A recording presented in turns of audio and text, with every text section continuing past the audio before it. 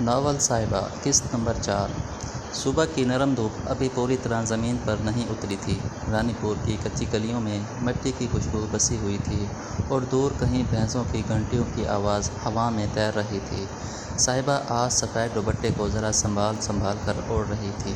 اس کی کلائیوں پر ٹوٹی چوڑیوں کے نشان اب بھی ہلکے سرخ تھے اور دل ابھی تک آموں کے باغ میں کہیں بھٹک رہا تھا۔ مائی سکینہ نے پیچھے سے آواز دی، صاحبہ دیر ہو رہی ہے، جلدی اسکول جا۔ جی امی صحیح۔ وہ بستہ کندھے پر ڈال کر گلی میں نکل آئی، مگر جیسے ہی وہ گلی کے موڑ تک پہنچی، وہاں ایک ہجوم دکھائی دیا۔ عورتیں سرگوشیاں کر رہی تھیں، کچھ مرد خاموش کھڑے تھے اور بیچ میں ایک عورت زمین پر بیٹھی دھاڑے مار کر رو رہی تھی۔ اس کے بال بکھرے ہوئے تھے، دوپٹہ کندھوں سے پھسل چکا تھا اور آنکھیں سوجی ہوئی تھیں۔ ہائے میرا بچہ! وہ سینہ پیٹ کر چیخی۔ وڈیرے کے آدمی میرا اللہ دتا اٹھا کر لے گئے، میرا بچہ مار ڈالیں گے۔ صاحبہ کا دل دھک سے رہ گیا۔ وہ فوراً آگے بڑھی۔ کیا ہوا خالہ؟ عورت نے روتے ہوئے اس کا ہاتھ پکڑ لیا۔ صاحبہ بی بی، میرا بچہ تو بس بکریاں چرا رہا تھا، اس کی بکریاں غلطی سے وڈیرے کے کھیت میں گھس گئیں، سبزیاں خراب ہو گئیں تو کارندے اسے پکڑ کر اوطاق لے گئے۔ ہائے اللہ، وہ تو ابھی 13-14 سال کا معصوم بچہ ہے۔ صاحبہ کی آنکھوں میں فوراً غصہ ابھرا۔ کس نے پکڑا ہے؟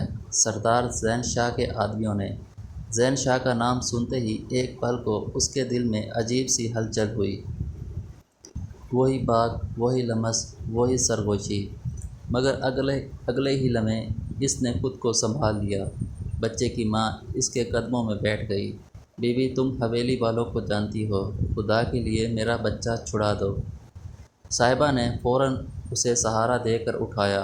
آپ روئے نہیں خالہ، میں جا رہی ہوں اوطاق۔ نہیں بی بی، ایک بوڑھی عورت بولی، وڈیروں کے اوطاق پر اکیلی مت جا۔ لیکن صاحبہ کی آنکھوں میں ضد اتر آئی تھی۔ اگر غریب ایک دوسرے کے لیے بھی نہ بولیں تو پھر ظلم کبھی ختم نہیں ہوگا، اور وہ تیز قدموں سے اوطاق کی طرف چل پڑی۔ وڈیرے کی اوطاق گھنے درختوں کے درمیان بنی ہوئی وہ جگہ ہمیشہ لوگوں کے دل میں خوف پیدا کرتی تھی۔ اونچے شیشم کے درخت، چاروں طرف خاموشی اور بیچ میں کھلی زمین، جہاں بڑی بڑی چارپائیاں پڑی تھیں۔ ایک چارپائی پر نفیس کشیدہ کاری والا بستر بچھا تھا، سفید تکیے، پیتل کے چمکتی ہوئی چائے کی کیتلی اور ہوا میں مہنگے عطر اور سگریٹ کی ملی جلی خوشبو۔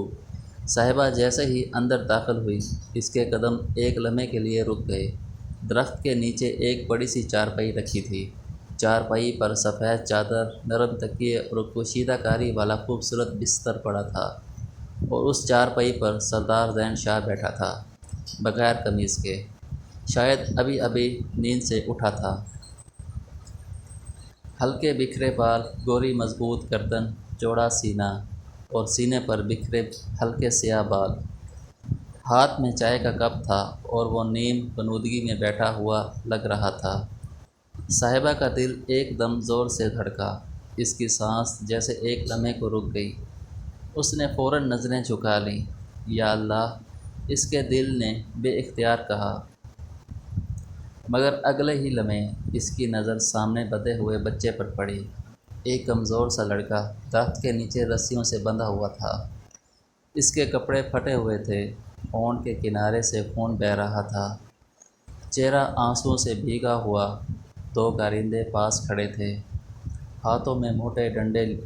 لڑکا سسکیوں میں کہہ رہا تھا، سائیں اللہ کی قسم، جان بوجھ کر نہیں ہوا۔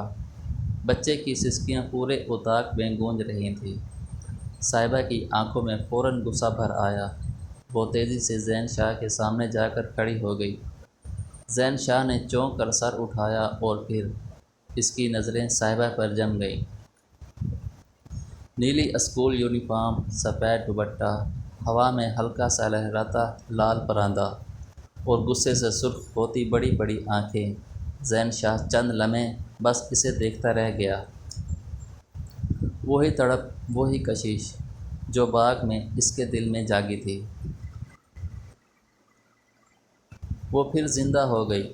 اس کے ہونٹوں پر دھیمی سی مسکراہٹ آئی۔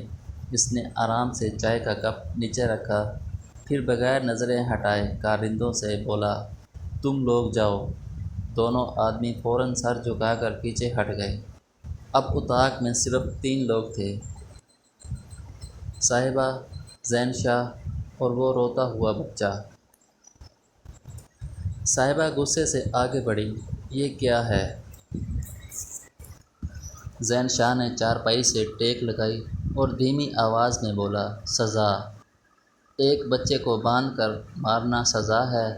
زین شاہ کی نظریں مسلسل اس کے چہرے پر تھیں۔ اس کی بکریاں میرے کھیت میں گھس گئیں، ساری سبزیاں خراب کر دیں۔ صاحبہ آگے بڑھی، تو اس کا مطلب یہ ہے کہ آپ اسے مار ڈالو گے؟ زین شاہ ہلکا سا مسکرایا، تم غصے میں بہت خوبصورت لگتی ہو صاحبہ۔ صاحبہ کا چہرہ ایک دم گرم ہو گیا، مگر اس نے فوراً خود کو سنبھالا، میں مذاق کرنے نہیں آئی۔ اس کی آواز بھر گئی، اس بچے کو چھوڑ دو۔ زین شاہ خاموشی سے اسے دیکھتا رہا، ایسے جیسے وہ بچے کی بات ہی نہ سن رہا ہو، صرف صاحبہ کی آواز سن رہا ہو۔ ہوا کا ایک جھونکا آیا، صاحبہ کا دوپٹہ ہلکا سا سرکا۔ زین شاہ کی نظریں بے اختیار اس کے چہرے پر ٹھہر گئیں۔ وہ آہستہ سے چارپائی سے اٹھا، ننگے پاؤں مٹی پر چلتا ہوا اس کے قریب آیا۔ صاحبہ کا دل زور زور سے دھڑکنے لگا۔ وہ اتنا قریب آ گیا کہ اسے اس کی سانسوں کی مدت محسوس ہونے لگی۔ زین شاہ نے دھیمی آواز میں کہا، اگر میں تمہاری بات مان لوں تو بدلے میں مجھے کیا ملے گا؟ صاحبہ نے گھبرا کر نظریں اٹھائیں، کیا مطلب؟ زین شاہ ہلکا سا جھکا، میں نے تمہیں پہلے بھی کہا تھا نا، وڈیرے کے باغ میں چوری کی سزا تو بنتی ہے۔ صاحبہ کے گال سرخ ہو گئے۔ وہ تو بس۔ زین شاہ مسکرایا، بس کیا؟ وہ ایک لمحہ خاموش رہی، پھر بچے کی طرف دیکھ کر بولی، خدا کے لیے اسے چھوڑ دو، اس کی ماں رو رہی ہے۔ ابھی جاری ہے کہانی۔